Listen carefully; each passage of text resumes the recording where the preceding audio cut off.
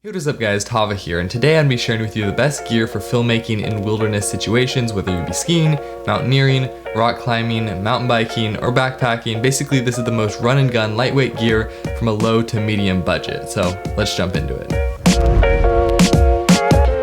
Okay, so I'm making this video because I have a decent amount of experience making films in difficult situations like these where it's really run and gun and you have to have your gear very organized. And then secondly, I'm making this video because I've noticed there's a lot of films out there shot in the wilderness and in backcountry situations, but there aren't a lot of videos on the techniques and the gear used to shoot those videos. So I thought it would just be useful to show people the best techniques and the best gear to have in these situations. So just for ease, I'm going to be breaking this video down into 4 main categories. The first is cameras, second microphones, third are tips and tricks, and fourth are some apps that are useful in backcountry situations. So let's get started with cameras.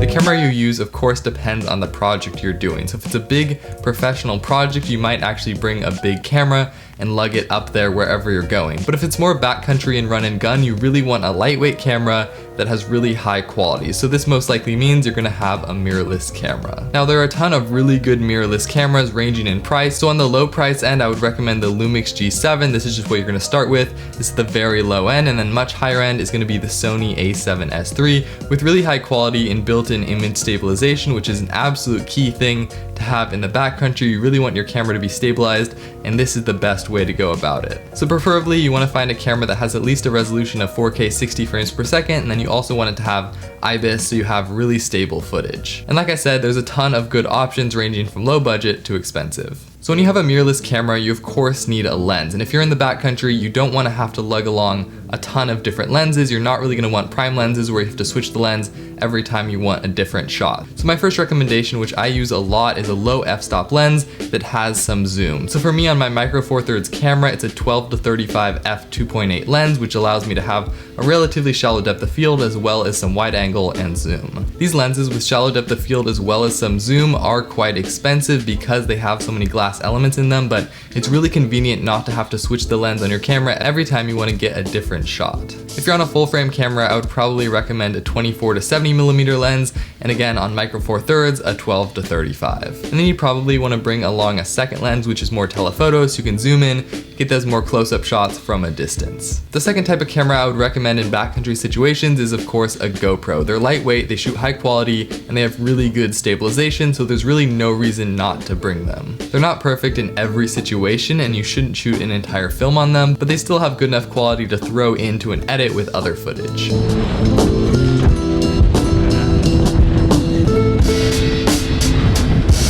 The third type of camera I would recommend having in backcountry situations is a drone because they add a really nice new perspective to your footage. There are now super light drones with really good quality like the DJI Mini or DJI Mavic Air 2, but unfortunately drones are illegal in a lot of places like where I shoot in national parks, so I often can't bring a drone along, and they're also not great in super windy situations, especially if it's a lightweight drone like those two I mentioned. So they're nice for adding perspective, but they also have a lot of limitations. So let's move on to part 2, which is microphones for wilderness filmmaking. And microphones are an extremely important part of the filmmaking process. You really need clean audio if you want your film to come out good. And this is especially true in wilderness situations where there's a lot of outside influence like wind and external noise. I've recently really been liking the Movo VXR10 Pro, which is a relatively affordable microphone, and it doesn't require external power, which is always a big plus. Again, it's only like $50, which is a really good deal, especially for the sound quality, but the one downside I have is that it distorts a bit when it gets into higher winds.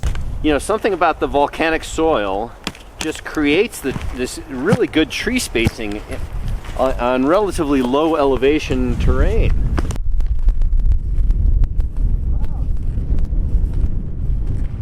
If you want to go up in price, the Rode VideoMic Pro Plus is always a really good option with really high quality sound as well as low distortion and wind, so that's always a good option. And then lastly, if you want really clean audio of people in the wilderness from a distance, a lavalier mic is the way to go. It definitely takes the most setup and organization, especially if you have a wireless lav mic, but having that microphone really close to a subject's mouth ensures that you're going to have pretty clean audio in most situations. But again, investing in a high quality microphone for outdoor filmmaking is crucial because it's one of the elements that you can't really control and it's easy to mess up if you're run and gun filmmaking. Okay, so let's jump into part number 3, which are some tips and tricks that I use for filmmaking in these situations. The first thing I would recommend is getting a camera clip like the one I use from Peak Design. This is super useful and just allows you to clip your camera onto your backpack or onto your belt or anywhere you want, and you can access and start recording from your camera within seconds instead of having to search for it in your bag, pull it out, and start recording. So it's a really convenient way to have fast access to your camera. And then my second tip is just to stay super organized. There's a ton of different ways you can do this, but one suggestion I have is to label your spare batteries. When you're searching through all your loose gear in your bag, it can become super confusing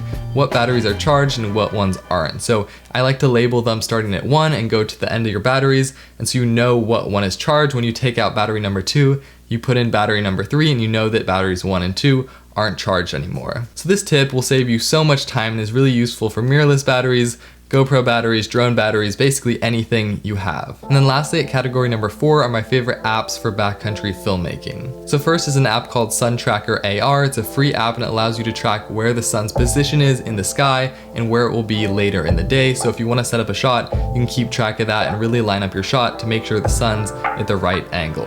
The second free app I would suggest is called Magic Hour, and it allows you to track when magic hour begins, when it ends, when sunrise is, when sunset is, and also allows you to keep track of moon phases, so when the moon's gonna rise, when it's gonna set, and what phase it's in. And then I have a couple suggestions for apps that are really useful for backcountry navigation and safety. The first is a super simple app that if you're in the snow is absolutely crucial. It's called Avalanche, and it just allows you to track the avalanche data from nearby centers so you can get an idea of the conditions. I also recently discovered a really cool app called Fat Map that allows you to track lots of different things in 3D. So you can basically go anywhere into the backcountry and look at it in 3D. You can add avalanche overlays, you can add slope overlays, you can add all sorts of different things to the map like elevation, which really allows you to see where you're headed and what the terrain looks like. And then lastly, Trailforks is a fantastic app for navigating off the grid. Unfortunately, it does cost money now if you want to look anywhere outside of your little grid, but it does allow you to track off the grid and give you great access to all the trails and information in the area. But anyway, that's basically it for today. I hope these tips were helpful, and I hope they'll help you make better backcountry films, whether you're out skiing or mountaineering or rock climbing, whatever it may be. I hope it helps tremendously. Anyway, that's it for today. If you like this video, be sure to like, share, and subscribe, and I'll see you all next time.